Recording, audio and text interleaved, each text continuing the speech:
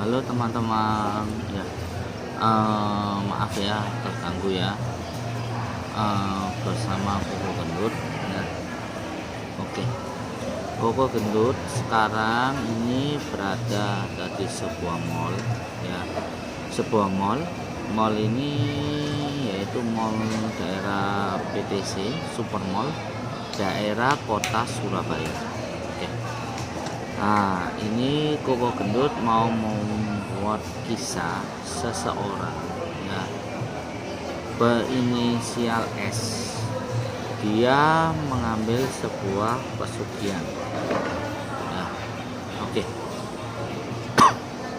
Sebelum kisah dan cerita yang akan diceritakan oleh Koko Gendut, ya, Koko Gendut meminta tolong pada kalian yang menyukai kisah saya ataupun cerita saya, jangan lupa di like ya atau di komen. Oke. Nah, kemudian jangan lupa lagi kalian berikan komentar dan saran. Oke. Nah, jangan lupa untuk di subscribe juga atau di share video saya. Ini kisah Koko Gendut pada tahun 2009.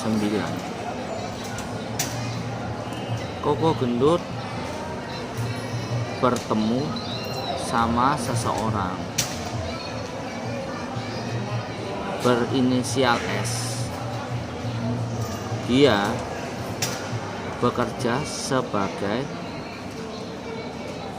nelayan. Dia bekerja sebagai nelayan. Hidupnya cukup menderita. Dia terlilit hutang cukup besar. Dan juga dia memiliki seorang anak, 2 anak laki-laki. 2 anak laki-laki ini masih kecil-kecil dan masih membutuhkan biaya yang cukup besar. Untuk yang berinisial S, untuk keluarganya saja hidupnya sangat kekurangan, bukan kecukupan loh ya teman-teman, sangat kekurangan dalam hidupnya. Dia penuh hinaan dan caci maki orang-orang terdekatnya, keluarganya, adiknya, saudara sepupunya, dan lingkungan. Oke teman. Nah, waktu itu saya berada di sebuah pantai. Di pantai itu saya ketemu sama yang berinisial S. Dia sangat menderita dan sangat mengharukan. Dia cerita kehidupannya kepada saya. Dan dia bilang ke saya, "Pak, tolong kalau misal ada cara untuk saya bisa menjadi orang kaya secepatnya." Oke. Waktu itu saya masih menjadi seorang paranormal dan saya sering sekali mengantarkan orang-orang mengambil kekayaan pesugihan. Oke. Saya bilang sama dia, "Saya bisa Pak, saya antarkan Bapak untuk Bapak ambil sebuah kekayaan yang Bapak inginkan." Nah, kemudian saya bilang sama beliau, Apa Bapak bersedia mengambil resikonya? Oke. Resiko-resiko yang akan dialami oleh seseorang yang mengambil sebuah kekayaan atau mimpi itu sangat berbahaya loh teman-teman. Jangan kalian lakukan. Oke. Saya bilang sama yang berinisial S, apa Bapak sanggup untuk melakukan ritual dan tapa brata yang harus Bapak lakukan dalam mengambil sebuah kekayaan? Kalau Bapak sanggup untuk mengambil itu, melakukan tapa brata itu, pastilah Bapak akan menjadi seorang yang kaya sekali. Oke. Kemudian saya ceritakan sama beliau. Ya. Saya bilang sama beliau, tapi selain itu Anda akan kehilangan seseorang yang Anda sayangi. Dia terdiam sejenak. Saya tunggu dari perkataan-perkataan beliau. Dia diam sejenak, ya saya juga diam. Kemudian dia berkata kepada saya, "Oke Pak, saya mau ambil." "Iya Pak, saya ambil." Oke. Nah, kemudian saya bilang sama dia, "Kalau Bapak mau ambil, tolong belikan semua peralatan yang saya perlukan. Dikarenakan saya tidak akan mengambil uang ataupun mengambil keuntungan dari seseorang yang mengambil pesugihan. Dikarenakan saya tidak mau kalau saya keseret sama mereka. Saya aja bisa untuk mengambil kekayaan pribadi, tapi saya tidak saya ambil. Nah, karena kan saya ada perjanjian yang lain." Oke. Nah,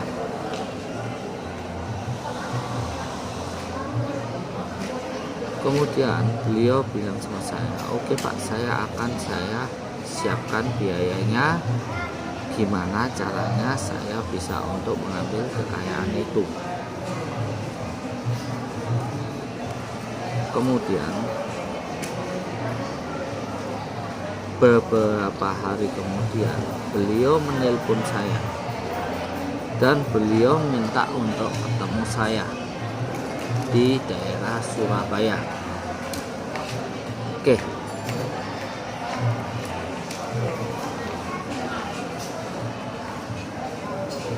Maaf ya teman-teman, saya sedikit agak ngantuk. Oke, saya lanjutkan kisahnya. Ya. Saya bilang sama beliau, waktu beliau menemui saya di Surabaya, "Apakah kamu sudah memikirkan semuanya? Sudah matang apa yang akan kamu lakukan? Bila kamu tidak siap atau tidak matang dalam melakukan pilihan kamu, jangan menyesal di kemudian hari." Dia bilang sama saya, "Oke Pak, saya tidak akan menyesal di kemudian harinya." Oke. Kira-kira kamu sudah menyiapkan dana untuk membeli peralatan semua dalam ritual? Dia berkata kepada saya, dia sudah siap sekali. Oke. Saya antar dia di sebuah gua dan di sana penuh dengan kelelawar yang cukup banyak. Orang ini berinisial S. Saya antarkan di sebuah kerajaan kelelawar. Kerajaan kelelawar itu kerajaan Dedemit. Ya. Kerajaan Dedemit ini adalah kerajaan yang rajanya bisa memberikan kekayaan kepada manusia yang ada. Oke. Saya antar ya. Dia melakukan ritual selama 7 hari 7 malam. Dalam perjalanan dia melakukan ritual itu, dia mengalami sebuah kejadian. Oke. Dia mengalami sebuah kejadian ini. Kejadian-kejadian yang dia alami itu adalah kejadian yang untuk menggoda dia, untuk dia mengalami kegagalan mengambil apa yang dia tuju. Dia lakukan ritual demi ritual setiap harinya. Waktu dia ngelakuin ritual semuanya,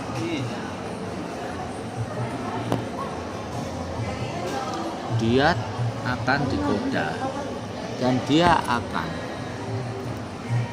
digagalkan oleh sang penghuninya. Nah, dalam ritual yang dia lakukan, akhirnya dia tetap teguh dalam pendiriannya. Jadi ingat kalian, seseorang yang mengambil sebuah kekayaan itu tidak semudah itu untuk bisa kita dapatkan. Nah, pasti akan ada godaan dan yang lain. Cukup berat dan cukup berisiko. Nah, dalam maaf ya teman-teman, ini ada sedikit trouble ya. Oke, bentar ya, saya pasang lagi.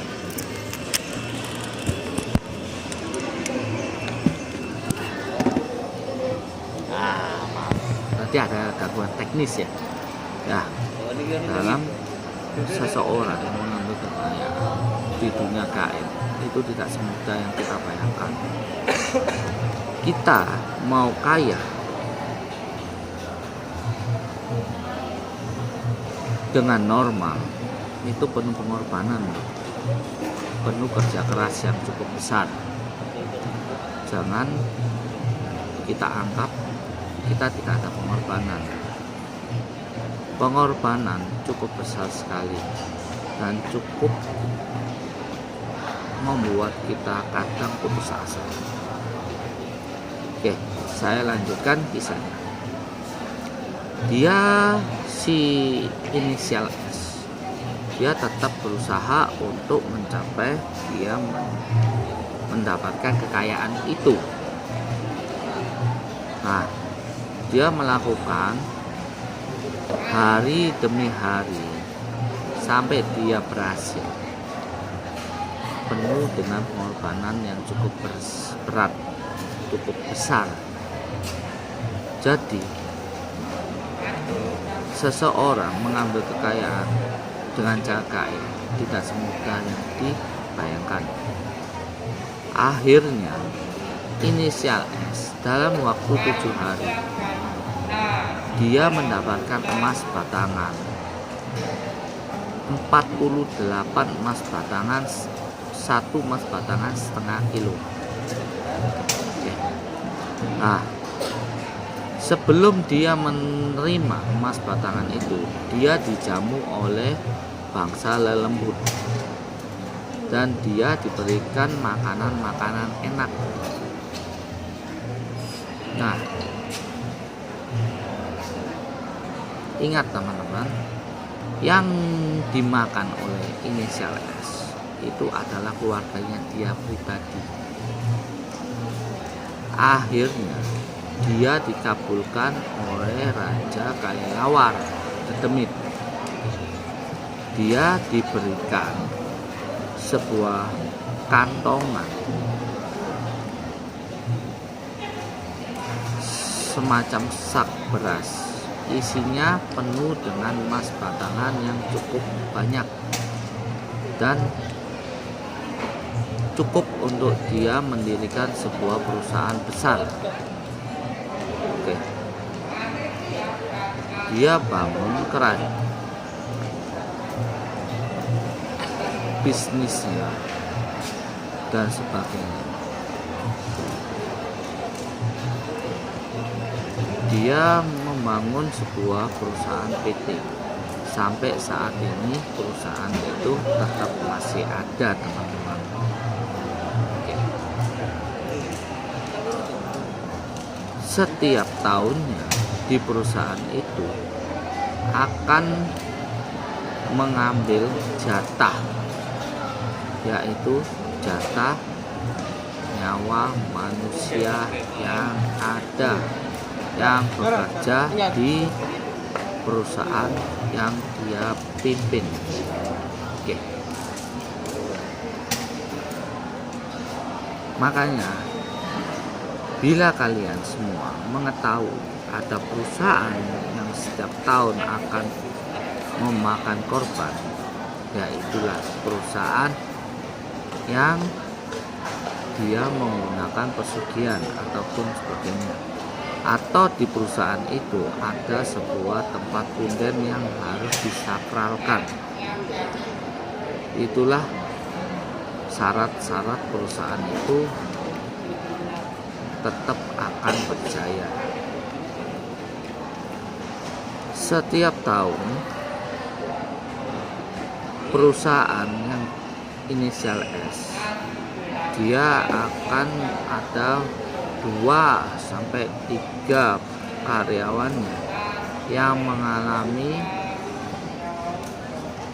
kecelakaan sampai meninggal dunia. Mohon maaf ya teman-teman, saya minum dulu. Nanti saya lanjutin kisah saya sebentar lagi. Oke.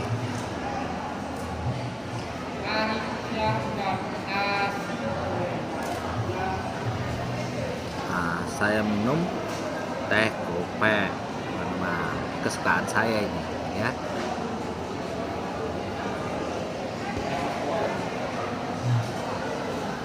Oke teman-teman, saya lanjutkan kembali.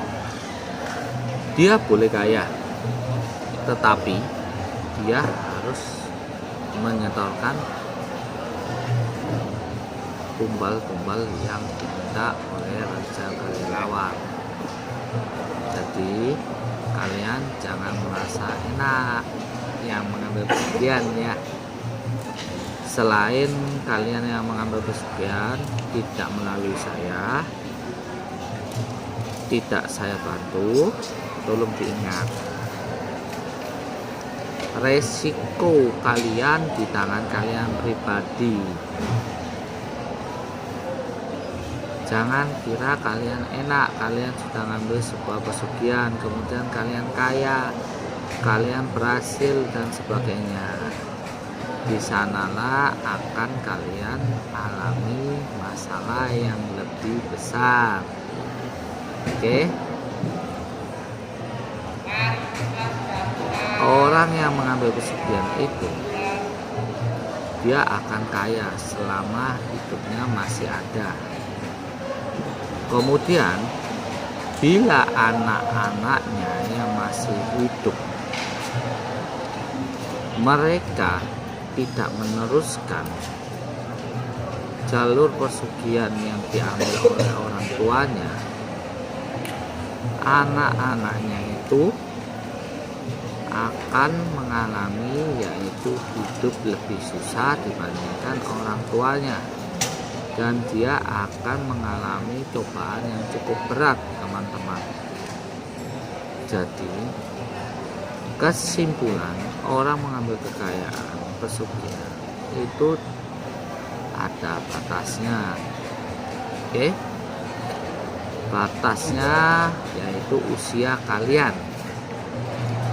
ya. Jangan kalian anggap enak. Oke, hidup enak itu hidup yang tenang, yang aman. Oke teman-teman, kisah dari Koko Gendut, sebuah perjalanan seseorang berinisial S yang mengambil pesugihan. Sampai di sini dulu ya teman-teman ya. Dikarenakan Koko Gendut juga ada kesibukan yang lain, dan saat ini Koko Gendut lagi mau ketemu sama seorang klien dulu ya. Dia mau minta saran-saran gaib kepada Koko Gendut dulu ya. Jadi kalian selamat menantikan video yang akan diceritakan oleh Koko Gendut dalam perjalanan hidupnya yang lainnya. Oke, terima kasih teman-teman.